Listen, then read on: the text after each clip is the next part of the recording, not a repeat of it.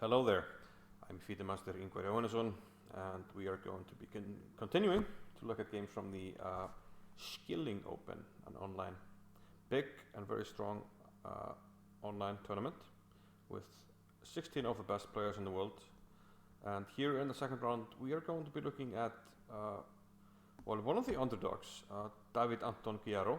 He is, I believe, Spain's #1 at the moment, and he's facing Peter Svidler from Russia, 8-time Russian champion, which is a remarkable accomplishment. We're going to dive straight into the game, and Antón opens up with d4 here, and no surprises, Svidler goes for the so-called Grunfeld Defence, an opening that he has been one of the main experts on for a long time. He even did a video series on this opening and has done very well with the tournament, with the opening, over the years. Now to d5, Antón took on d5, knight takes, and now the main line is e4 with thousands upon thousands of games. And we have stuff like this. But in this game, Antón went for bishop d2. Kind of, I would say, a rather recent anti-Grunfeld line in a way, or a side line against the Grunfeld. Something that has caught on, let's say, this century, which is, well, 20 years is starting to become a lot of time, but still, a rather recent development, I would say. Knight b6 was played. One of the ideas of this line is, well, if you not take on c3, like in the other line, I will take with the bishop now, and I will immediately interpose or play against the bishop on the diagonal, and in some cases we will manage to trade it. For instance, after this, if black immediately challenges the center, which is very often the idea, we might have a trade immediately, and this weakens the black king side. But on this occasion, Svidler went with knight b6. Now the pawn on d4 is simply unprotected, so e3 to protect it, bishop g7 intending to castle quickly, but now h4. Very often in the Grunfeld, when the knight has left to the queen side like it has here, the h4, h5 push becomes more dangerous. White simply wants to initiate an attack here, and black doesn't want to allow that, and Svidler, being rather experienced, like I said, in the Grunfeld, he plays h5 here, not allowing white to go h5. And these rook pawn pushes have become more standard these days following the developments of the top chess playing, I don't want to say computers, the top chess playing entities in AlphaZero, Lila Zero and such programs. Knight f3, getting on with development, bishop g4, and now queen to b3.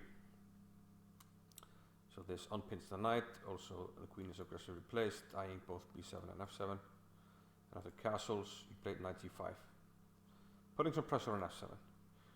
White can't really capture there just yet, but he might be having some seriously aggressive intentions, such as playing for queenside castle. So maybe at some stage playing f3, maybe bishop d3 first, f3, long castles, and then just to rip it open with g4. And even after bishop d3, white has to be careful about bishop takes g6. So Svidler decides his Grunfeld spidey senses tell him to go e5 here and break in the center. And black has to do that eventually. Hyper-modern openings, you give up the center, but you challenge it later, and he does here with e5, and then immediately with c6, which may or may not be the best move. Computers do not like this for black, but it's kind of a standard Grunfeld move to challenge this pawn, so a very understandable move from a human. c6, f3 now by Antón, and the bishop has to retreat. No really good squares for it here, it will lose more time to either e4 or g4 if white is very aggressive. On d7 it's kind of in the way of the knight, so it goes all the way back to c8. David now takes on c6 and plays knight c to e4. Starting to place his pieces rather aggressively here towards the white king. But it turns out that's not maybe the direction the game is going. After bishop e5, getting the last piece out and getting ready to castle. One would have thought he would go queenside here. It is dangerous because, well, the white king would be rather exposed. It could maybe tuck in on b1. But on the other hand, on the king side, you have played h4, so you do have a weakened king side. But nonetheless, he went for king side here with on his 16th move. Short castles, bishop f5. Now the bishop comes back out. It's not getting hit by a pawn, so for the time being it's safe here. And obviously we try to connect the rooks as soon as we can. Both sides have connected the rooks. Rook after d1. Bishop takes e4. Svidler gives up the bishop pair here, but he gets a pawn. Now white certainly doesn't want to take with a pawn.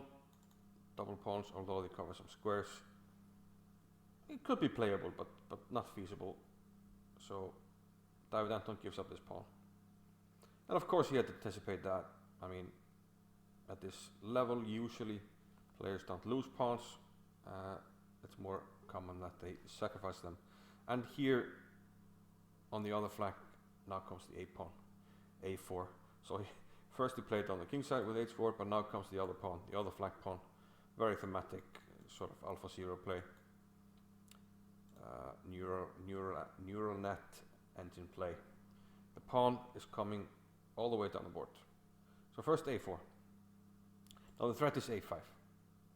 And following that a6, because once we play a5 we hit the knight. This is what happens, the queen comes back to defend, a5, and now a6. And we are undermining this knight here. So obviously black can't take and can't go b6 because of this threat. So he now plays rook b8. And the idea is, well, if you take, now I can take with the rook, I pin your bishop, so you can't take this. The queen is undefended behind it. So white goes queen a2 here. Sneaky move. Perhaps the best move was queen c2. With similar ideas. It turns out it's very, very difficult to defend this knight. If you play a move like rook c8, I will take on b7. You take, and now I can win the exchange with bishop to a6. Also, if you try something like that, b6, now I can take, and this is undefended. You can't take back with the queen because I have two pieces attacking the knight. So after queen a2, this is probably what Svidler should have done. Knight b6, and he can probably fight. Takes on b7, now he can take with the queen. And the game goes on. White will at least win the pawn back if he wants. He can take this, and take this pawn. But instead he played knight c5. And this turns out to be a big problem because bishop takes c6. A move that black probably wasn't expecting because white has been undermining this knight. And you would expect him to kind of continue to do that. But he takes it. But of course the reason for that is purely tactical. This knight on c5 is now in a precarious spot. It's quite vulnerable, especially because of the queen here. And now you can line up on this diagonal here, and you simply pin the knight to the queen. And black has no good moves. He can defend the knight, but bishop b4 adds another defender on this diagonal. So this knight is toast. You can continue to defend, but I can either remove this one. So you can start with this and play for defending, but I would simply add an attacker, and 4 attackers will beat 3 defenders.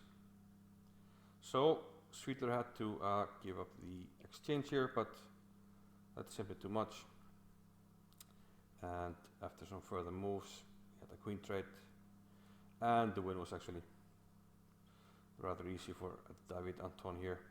He traded the rooks, attacked the knight, and well, black does have one pawn for the exchange, but this pawn is very, very dangerous right in black's throat, and white just needs to make some accurate moves. Now he gets this pawn, threatening the pawn on g6, which he takes with check, and this should be very difficult to recover from. Note that he can't yet take on a6 because of check. So Svidler tries to block the 6th rank. Bishop b6, rook here, knight takes a6. So still putting up a fight, but now David Antón just goes on to another weakness, the pawn on h5.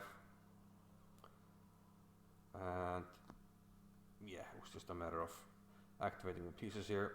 Rook d6, bishop d4, simply protecting the pawn. And just a few more moves at the knight d5, king g2. Svidler actually had seen enough. And well, he didn't resign, his flag fell, but the position is hopeless. The king will simply join the game here. Black has no counterplay, and the material will count quite easily at this level. So a nice win by David Anton Guijarro, who now wins the game here, and this might give him confidence for the future rounds.